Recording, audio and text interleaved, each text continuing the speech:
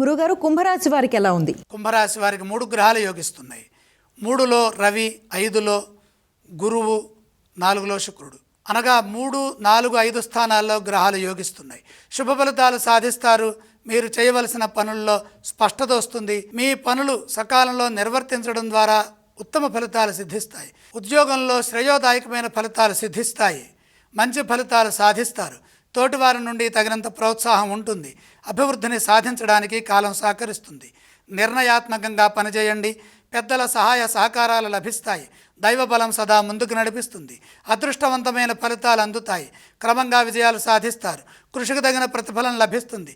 ఇదే విధంగా కృషి చేస్తే వ్యాపారంలో ఎదురయ్యే సమస్యల నుండి త్వరగా బయటపడటమే కాకుండా వ్యాపారంలో మంచి జరుగుతుంది. వ్యాపారంలో స్వల్ప ఆటంకాలు ఉన్నప్పటికీ బుద్ధిబలాన్ని ఉపయోగించి కుటుంబ సభ్యుల సూచనలతో ముందుకు సాగినట్లయితే ఎటువంటి సమస్య రాదు.